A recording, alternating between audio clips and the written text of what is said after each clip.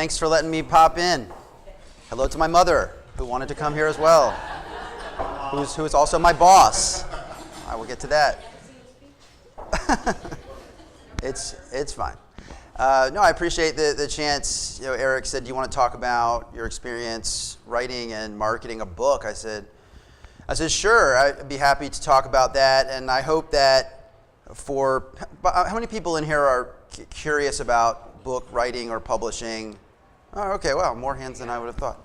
You know, even if that's not on your horizon, I want the little takeaways from my quick talk here you can apply them to really whatever you're working on.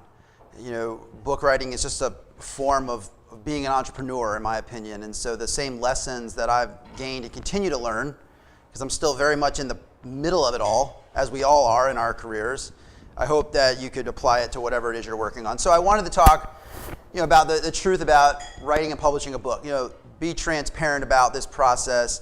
If you wanted me to say that the second you hit publish on a book, you get famous overnight and you don't have to work anymore, if you wanted to hear that, you probably want to exit the room, because that's not how this works. It's not how anything works in life, right, with business. It's all hard work and a lot of uphill climbing. So I wanted to walk you through my experience, how I even came to write a book, and what I'm doing with it now, and how the process continues to evolve for me as I look to focus in on the audiences who need this material the most. So I've written 2 books, and I'll let them float around if you want to flip through and look while I'm talking. I wrote this book, it's almost been over 3 years now that I published it for the first time. It's called Wait, How Do I Write This Email? And it's a collection of templates for all kinds of situations for networking, the job search, and LinkedIn. You know, people often ask, they see this book, say, how'd you ever think to do a book like that? Well, I'll explain how that process came to be, because the idea of writing a book, to me, it's such a huge undertaking. It is not like you wake up in the middle of the night and say, oh, I know what I'm going to do.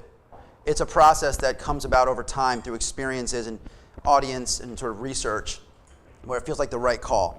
And I wrote a second book about 2 years after that called Wait, How Do I Promote My Business?, which is more to the point with people in this room, drawing upon my experience as a public relations professional. I should back up, I should say. So I live here, I work for Rubin Communications Group, which is a PR firm in Hampton Roads.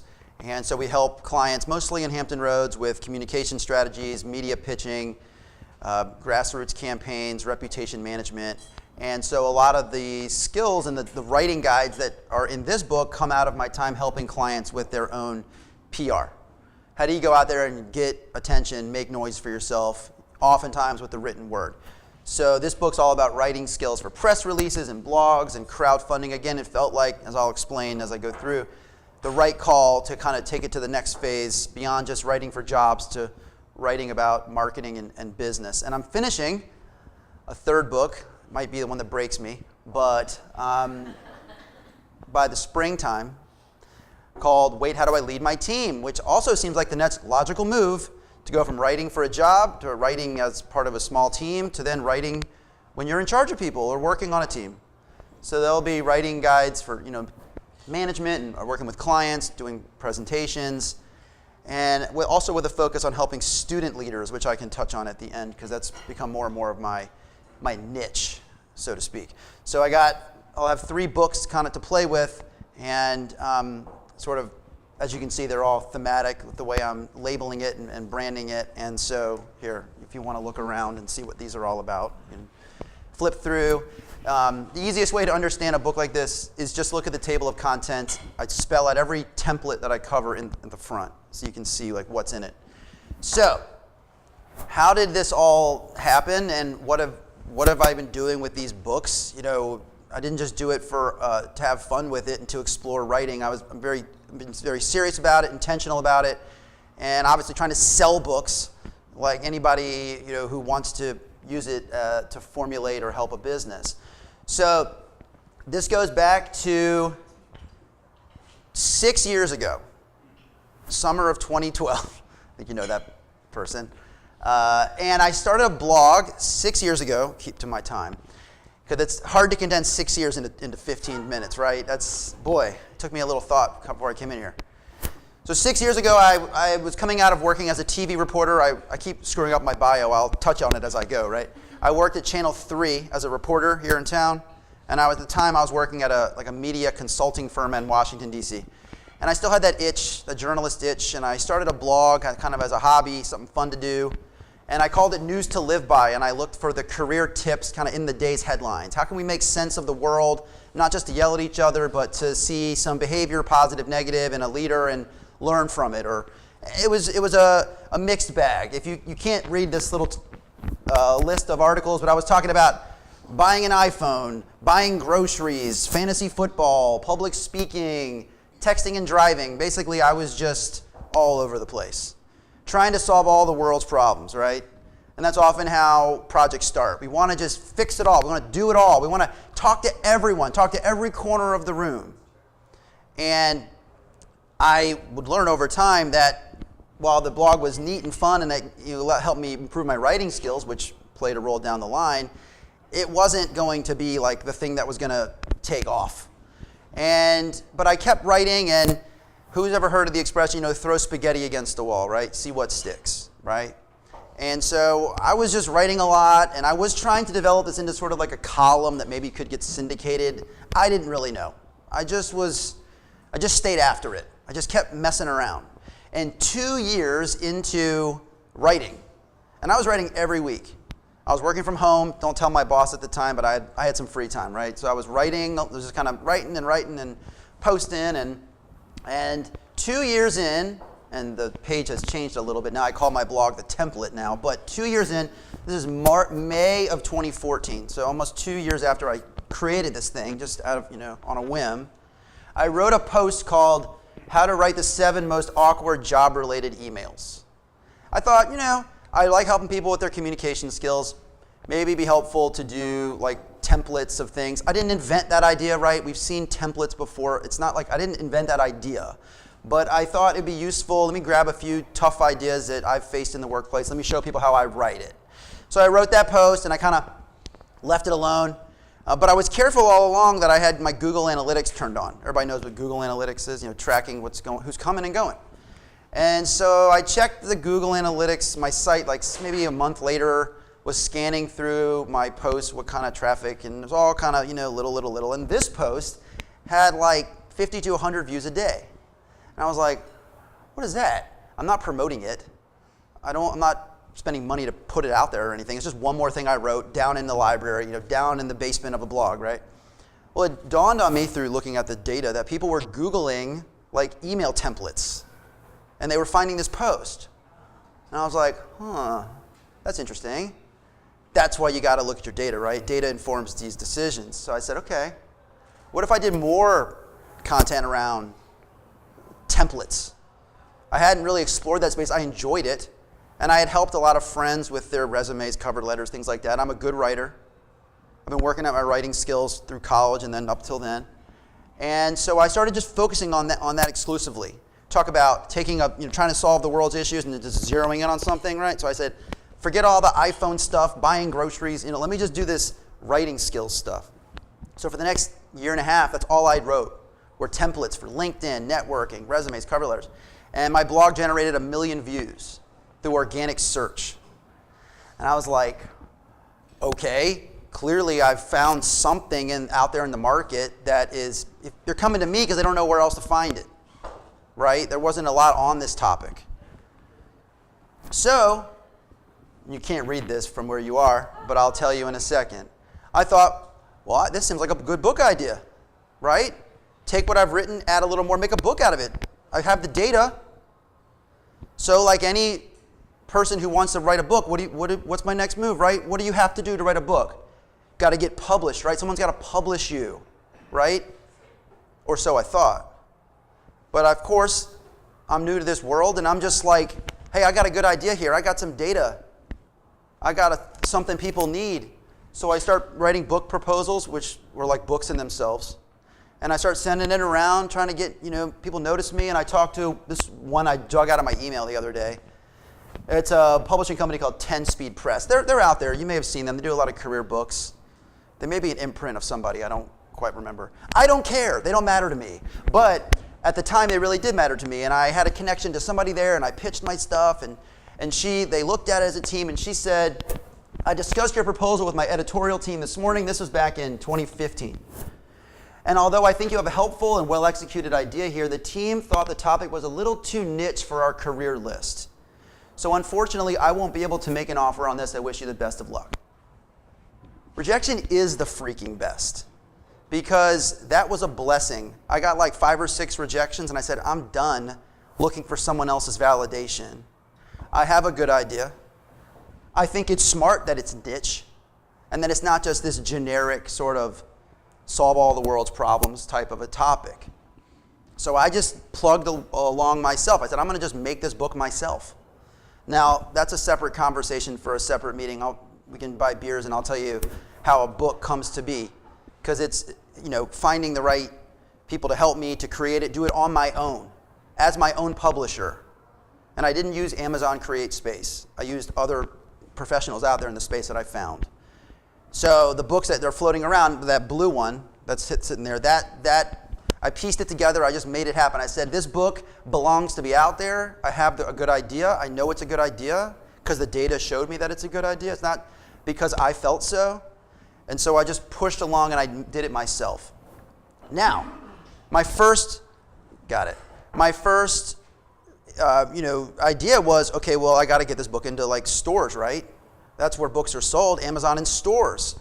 So I learned, and if anybody out here is thinking about self-publishing, this process, you can publish a book by yourself. Nobody's going to stop you. You can't get into a store unless you have a distributor. That's where the line will end for you. And it ended for me until I learned that, did a lot of cold calling, found somebody to take me on, and then started the process of getting the book, trying to get it out into some retail. I just wanted to make the point, because I hold true to this every day, the value of being an inch wide and a mile deep. The further I go in my pursuits, the greater value there is in having a niche focus and a niche specialty and leaving the rest to everybody else. It helps me every day go further with what I'm doing, because I shut out the rest of it and I just do my thing. I'm the writing guy. I don't want to be anything else. Everything else is taken. This niche, remarkably, is sitting there largely open in the spaces that I want to be. So this is my little mantra to myself every day.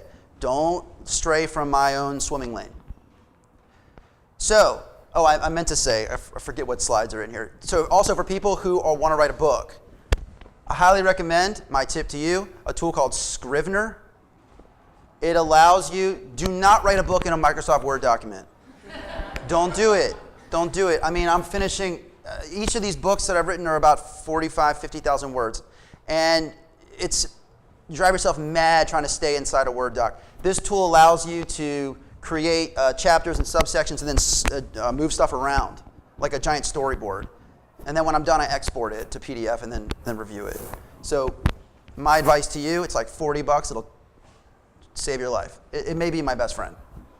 All right, then Zach. Okay, so as I said, I have this book now, and I have a distributor. They're small, but they're like, they play with the big dogs. So this has been part of my experience. I went to Book Expo America, which is the largest book trade show in the country. My book was sitting there on a shelf deep in the bowels of the Javits Center in New York City. And that helped to gain some exposure. And some buyers roll by, and they're taking a look, and it all adds up. So that was kind of the first chance I had to sort of tell the book world, hey, this book's out there. And from that, and through my own efforts, again, another long story, but we're telling in a short time frame. The blue book that I wrote last summer was in about 700 FedEx office stores. It's part of a special summer promotion with other books of its in the same vein, like these little quick communication guides. I was really proud of that because I felt proud to be sitting next to a book like a Dale Carnegie book or John Maxwell book, these books that are published by who knows who. And I'm sitting there right next to them, and I just did this by myself, right? So you don't have to have representation like a big name publisher to get different places. You need a distributor because they have those sales conversations. But if the product meets the need of that buyer, it can get where it's going to go.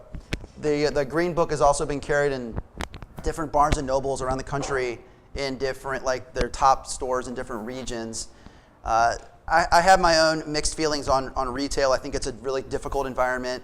The margins are difficult. There's a lot of competition, obviously, to get on that shelf. So if I have time towards the end, I'll tell you how I'm sort of starting to switch my focus or expand my reach with where this material goes. But of course, I'm proud to start with a book that was just on my blog and then get it to shelves all over the place for however long it stayed there, because I think it's even out of FedEx now. It was like a limited time promotion, and lots of people want to be on that tiny little rack, in the middle of the store. So now I'm like going all over the country with a focus on less on retail. Well, I want to be there, and I'll take those royalties. I've switched my focus, and I'm using my material for education and finding spots in the landscape where these books can play a role in the classroom to teach students how to write properly before they go out to college and career opportunities, because it's actually a massive issue in education where students are writing to employers and it's a total disaster. They don't know how to write an email. It looks like a text message, and the employers are upset. They're going back to educators and saying, you got to fix this. And they're saying, well, we haven't been making any resources to fix this. What? And so I'm like, hey. That's why I go to trade shows now and at my own company, which is called Rubin Education. And I stand there and I'm like waiting for them because I know their pain point. I can say their pain point to them. I know exactly what they're going to say, where they're hurting. And again, so I've taken this, the blog was too broad, got it focused. Trying to sell a book to the whole world, way too broad. Now it's focused. One of my most successful recent travels, I went to, where was I? Louisville, Kentucky, and it was a conference of administrators who work in the vocational education world. It was less than 100 people in that room, and it was the most successful week I've had because it's distilled down to this, these are just the people I want to talk to right now. I don't care about everybody else. Does everybody need a little help with their emails? Sure, but I can't get to everybody. But if I get to these 100 people, they can reach a large population because they oversee a lot of people, and they all have the exact same problem. Does that make sense? I'm looking for people where it can be scaled and where the pain point is the exact same. Because you'll run yourself ragged trying to tell everybody about what you do. I'm looking for that uniformity every single time now. And I'm okay not talking to 99.8% of the population right now. Because those 0.2%, that's where it's going to happen. So I've been going everywhere, and I have more travel in 2019. Special thanks to my mother/boss who allows me to travel when necessary because it's the only way to grow. I mean, we've all been to trade shows. You know the value of face-to-face. It can change everything. When you can actually talk to somebody, let them hold the product, have a real conversation. That is a game changer. Sometimes you just got to be in the room. So when I feel like it's really necessary, I'll get on the plane, pay my way, buy a booth, make the investment to get those leads, come back home, and then nurture them. And I was just at 2 conferences over the last 2 weeks, and I have like 100 leads to go through, trying to figure out which ones are the most legit. But that's the only way I'm going to go get them, is to get out there and bring them back. Facebook ads are great. Cold calling's necessary. But this is I would encourage you, think about your space. Where can you set up shop with your brand and just pull people in, start conversations, because that's, in my opinion, how this is going to grow. So I go everywhere. I talk in a middle school library. All right, I don't care if there's an audience that makes sense for me. I'm going to go to it. There's a middle school library in York County. This was a 300-400 person room in Indianapolis of actually students who study public relations. If the opportunity makes sense, and think about it for yourself too, is it worth making that investment up front to try to get something on the back end to come home with? You have to always make those tough calls as an entrepreneur, but you got to be in the room. And I also have been careful to try to take pictures and document what I'm doing. I was doing a workshop in Illinois, and I hired a wedding photographer to take pictures of me doing my session and with my books. And I use these photos all the time. They look really good. It's just pure hustle. Just figure it out, right? There's no rules. Nobody's telling me what to do. Nobody cares. We're all busy with our own things, right? You just got to make it happen. Zach knows that. Special shout. You all should get Zach's new book, Anomaly. Fantastic. He'll show you how to do this kind of stuff. Get out there and become somebody that stands out from that crowd. And of course, I won't deny you, get those little perks along the way, do a book signing. People think I'm famous for like 30 seconds. Sure. Writing a book is hard. Revel in it a little bit. She thinks I'm somebody. Let her think that. I know that the next day I'm getting back on that plane and it's just more hustle, right? It doesn't matter. Sure, gloat on it for a minute. I'm pretty awesome. I wrote that book. I signed it for you. Okay. But I know what work waits around the corner. And I know that I can't ever rest on what I've done. I have way too much in front of me. So I'm just out there looking for opportunities to stick that book in somebody's hand and say, hey, have you seen this yet? It'd be great for your students. I say, oh, that's interesting. Yeah, we're told by our administration, figure out how to fix these kids' writing skills. I'm like, great, let's talk. Come on over to my booth. Let's have a phone call next week. Let's do a demo. Whatever it takes, right? But I'm getting there more and more because I'm shutting out the majority of the population. And I'm finding my tribes, as they like to say. That's like a buzzy word, right? I'm finding my people. And I don't care about the rest of them right now. I'll get to them later. I want to get to the people who need this because it's going to make their lives better. I could show this book to somebody on the street and they're like, yeah, that'd be useful. I'll keep it on my desk. Thanks. But I'm talking to educators now, and this is their world. Like, I'm making their everyday better because they have to teach this stuff. So I'm saying, I'm going to make your 9 to 5 easier. Now, that's a real strong pitch to somebody who's going to want to figure out how to buy it versus somebody who's like, oh, that's cool. I'll just put that on the shelf with the rest of my business books. I'm trying to make someone's occupation easier, and that is when you really get down into that pain point. And again, this is my garage right now. I have some books at a warehouse through a distributor in Tennessee, but I also have books of my own. This is my garage as of last night. I had to print books, which is an expense, but I did it because I have to have them on my own to send out samples, send them to conferences ahead of me, whatever. When people want to buy them from me, I'll happily sell it to them direct. So it's just, I never get too far ahead of myself because I know what works in front of me. So just to wrap it up, I got 2 more minutes or something? 2 more minutes? So I just had a few little points I wanted to hit. Talk about the raw truth about writing a book. And this extends out to just a raw truth about a side hustle, entrepreneurship. It's just the nitty-gritty stuff. It's like nobody ever really sees the dirty work. You only see the headlines in the newspaper. This is the real stuff. Every single day, what are you going to do? Are you going to wake up and work, or are you going to let it go till tomorrow? First of all, writing a book will not make you famous overnight. I've already touched on that. It just won't happen. But I look at writing a book as a down payment on my career. I want to ride that book for 30, 40 years. I'll make updates. Let's do a 25th anniversary. Let's do it. I'm not looking at it like make a quick hit right now. That was never my intention. If you want to write a book or have a side hustle, you better become real friendly with 5 to 7 in the morning. It's the honest truth. I got a job. I got to do this sometime. And that's the best time for me to do it. My house is quiet-ish. My 3-year-old isn't up yet. It sucks waking up at 5 in the morning. It hurts. When is it going to get done? Somebody got to write that book for me? Someone's going to finish that chapter out when I'm at work? No. Someone's going to make that sales call? Well, you can't call at 5 in the morning, but you know what I'm saying. The editing process or iterations of anything will test your soul.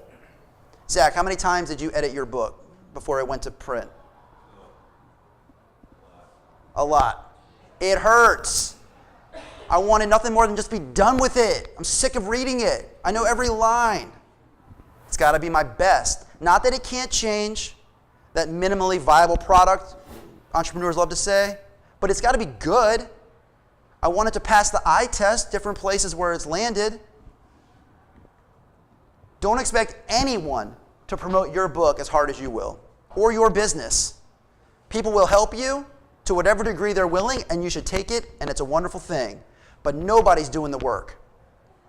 And even if in the traditional side you have that publisher or that marketing arm, I promise you, they're looking at your book as how much can we get out of this in the first 6 weeks or 6 months. Then it's on to the next. So don't think anybody's going to do you any favors. We got to make it for ourselves. It is not about the first 6 months with any entrepreneurship project. Okay? Too many people start something, they get excited, 3, 4, 5 months, they're like, wait, where's the revenue? I'm out. I've been at this for 6 years. Most of the time, made no money because I didn't even have a product.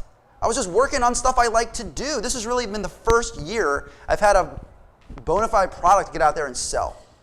After 5 years of just toiling and figuring it out, I think I'm in a good spot now where I can really start to grow something. But it took a long time. Who the hell would hang in there that long? You got to be crazy. I'm crazy. Because we want it so quickly. And it doesn't work that way. Because this was a process of finding who I am, as much as it is making money, right? I had to figure out what is my value add to this world. When I started that initial blog, I didn't have it yet. And you can't rush these things. They take as long as they need to take. The last thing, no one cares where a good product comes from. I have had nobody in all the time hawking this book that has said to me, hey, so who published you? As if I needed to say something to validate. Nobody cares. If it solves someone's problem, who cares where it came from? That is the last thing on somebody's mind. The first thing is, let me get that real quick so I can fix my issue. Does not matter who stands behind it. If the product's good, it'll live on with what it is. So the last thing I want to say, despite all those negatives I just told you, is that every painful moment is 100% worth it. Because we all are out there with a unique fingerprint and unique set of skills, and we have to mine who we are, go down deep, emerge with the skill set and the value that only we can provide to the world. All of us, I could never do what any of you can do. And you probably wouldn't even want to do what I do, because who wants to teach editing skills to 8th graders, right? You'd be like, let me watch paint dry. Okay? But all of you have something inside that no one else could ever match, but you're not going to get there unless you spend a while, like a good few years, just working on yourself. And you will come out of that process with something to offer that I don't think the world's ever seen. But very few of us hang around that long to find out what that is. So I want to tell you that as much as it's rough some days, as tired as I get, it's all worth it. I love it. And I want to show you one quote. Oh, this was a picture from, for me, that's what it's all about. Working with students now and having them get excited, go back to whatever they're doing, and learn how to properly communicate so they can go out there and open doors for themselves. That, to me, is what drives me. May not drive you. It probably shouldn't drive you, but it drives me. And that's all I care about is like, let's do what fires me up, but make sure it has a purpose in the real world. I just read this quote in the New York Times the other day. So my last slide. And it was about finding your passion. And I loved this quote. Life just feels better when you have things in your hours that you want to do. There are moments where time almost has no meaning because we're so happy about what we're doing.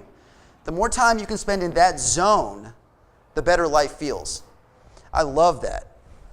Because even if it's 5:20 in the morning and I'm like, honestly, I don't care. I don't think about the time. I just am in the work because I love the work. And so as hard as it is, as many hours as I've poured into it, and as much as I still have in front of me, I spend a lot of my life in that zone. I don't have time to be upset, depressed, bummed out, bored. I got way too much in front of me.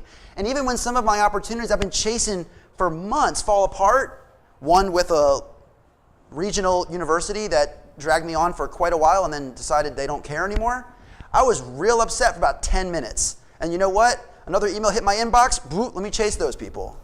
I got way too much in front of me to be upset or down because I've created this world where I'm in that zone all the time. And my last little remark to you is we all have the opportunity to live in that zone. It's a decision we make every day. So whatever it is you love to do, start working on it. If you think you're close to a book idea on it, start writing it. The sooner you start, the sooner you're going to get there, wherever that is. There's never an end destination, but at least you can feel like you're making that meaningful impact on the world the way you were intended to do it. So I hope that you found this useful for writers or non-writers. This has been my experience over 6 years. Bring me back 6 years later, and I'll tell you, where we're at. But thank you. Oh, and of course, I would be a terrible salesman if I didn't tell you that of course these are for sale. let's make it easy. 1 for 15 and 2 for 25 if you want them both. So I'm happy to sell you a book if you'd like. Take cash? Of course. And I have a square thing. You know, come on, I've been around the block with this. Anyway, thanks, guys.